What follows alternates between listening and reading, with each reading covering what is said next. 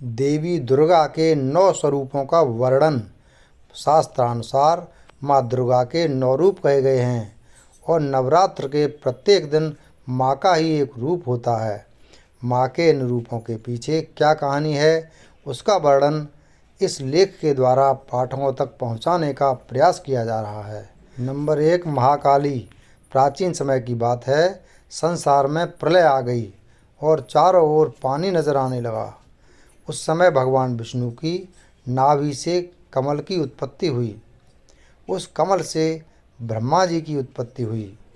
विष्णु जी के कानों से कुछ मैल भी निकला था, जिससे मधु और कैटव नाम के 2 राक्षस भी पैदा हो गए।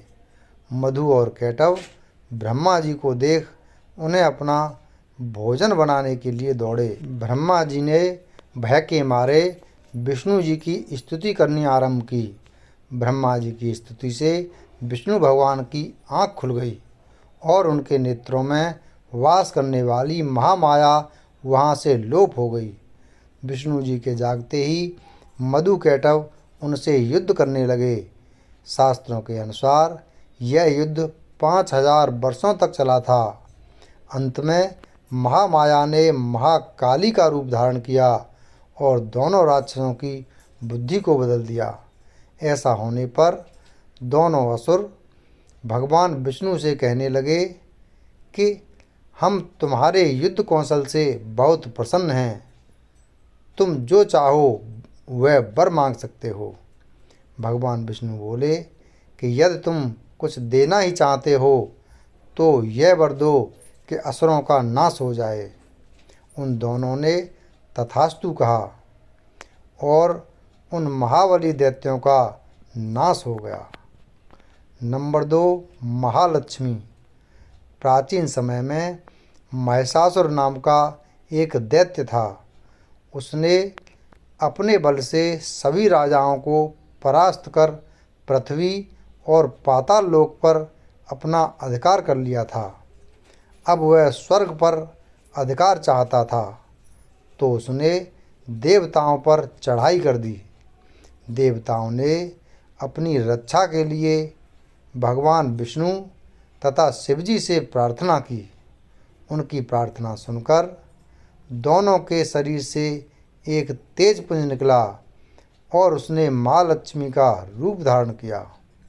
इन महालक्ष्मी ने महिषासुर का अंत किया और देवताओं को दैत्यों के कष्ट से मुक्ति दिलाई। नंबर 3, चामुंडा देवी। बहुत पहले संसार में 2 राक्षसों की उत्पत्ति हुई, जिनका नाम शुंभ व निशुंभ था। दोनों अपनी शक्ति के बल पर पृथ्वी व पाताल लोक के सभी राजाओं को परास्त कर दिया। अब वह दोनों स्वर्ग पर चढ़ाई करने चल दिए।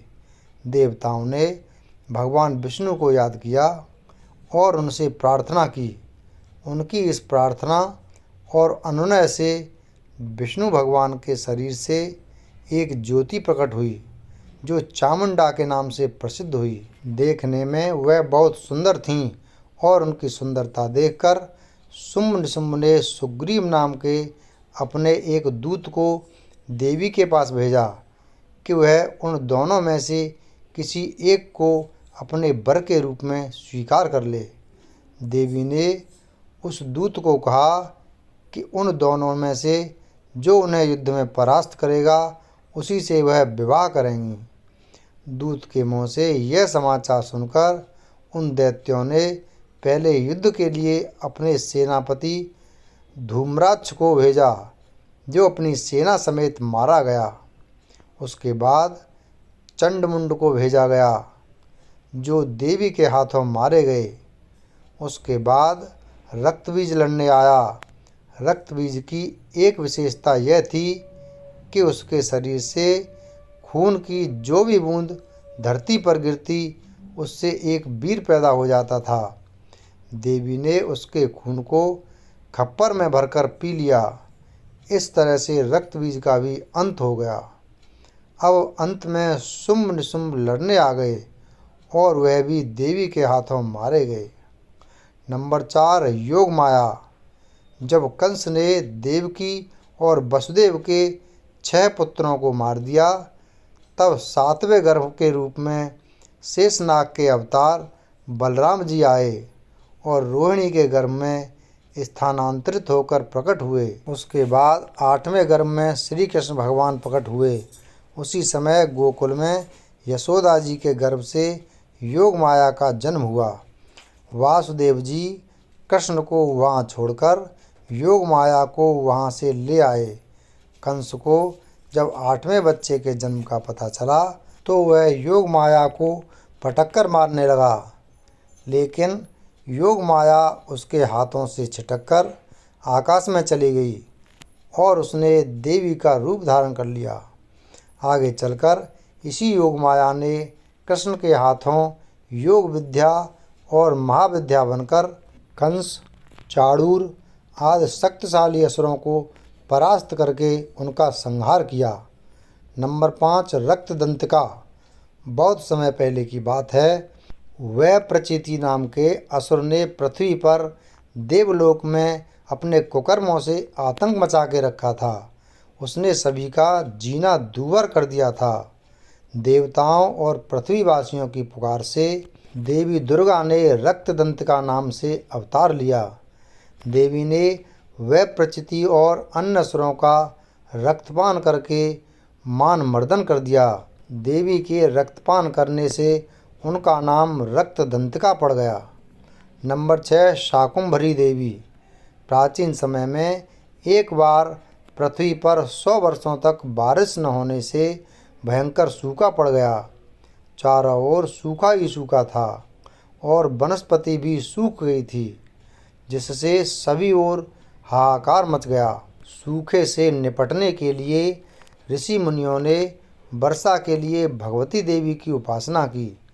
उनकी स्तुति से माँ जगदम्बा ने शाकुंभरी के नाम से पृथ्वी पर स्त्री रूप में अवतार लिया। उनकी कृपा हुई और पृथ्वी पर बारिश पड़ी। माँ की कृपा से सभी वनस्पतियों और जीव जंतुओं को जीवन दान मिला। नंबर 7, श्री दुर्गा देवी। प्राचीन समय में दुर्गम नाम का एक राक्षस हुआ, जिसके प्रकोप से पृथ्वी, पाताल और देवलोक में हड़कंप मच गया। इस विपत्ति से निपटने के लिए भगवान की शक्ति दुर्गा ने अवतार लिया। देवी दुर्गा ने दुर्गम राक्षस का संहार किया और पृथ्वी लोक के साथ देवलोक व पाताल लोक को विपत्ति से मुक्ति दिलाई। दुर्गम राक्षस का वध करने के कारण ही तीनों लोकों में इनका नाम देवी दुर्गा पड़ा। नंबर 8, भ्रामरी देवी।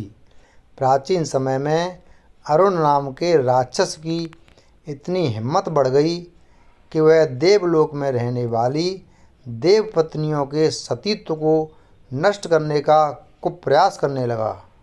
अपने सतीत्व को बचाने के लिए देव पत्नियों ने भौरों का रूप धारण कर लिया। वह सब देवी दुर्गा से अपने सतीत्व को बचाने के लिए प्रार्थना करने लगीं। देव पत्नियों को दुखी देख माँ दुर्गा ने भ्रामरी का रूप धारण किया और अरुण राक्षस के संहार के साथ उसकी सेना को भी नष्ट कर दिया। नंबर 9, चंडिका। एक बार पृथ्वी पर चंडमुंड नाम के 2 राक्षस पैदा हुए। इन दोनों राक्षसों ने तीनों लोकों पर अपना अधिकार कर लिया। इससे दुखी होकर देवताओं ने मातृशक्ति देवी का स्मरण किया। देवताओं की स्तुति से प्रसन्न होकर देवी ने चंडमुंड राक्षसों का विनाश करने के लिए चंडिका के रूप में अवतार लिया। जय माता दी।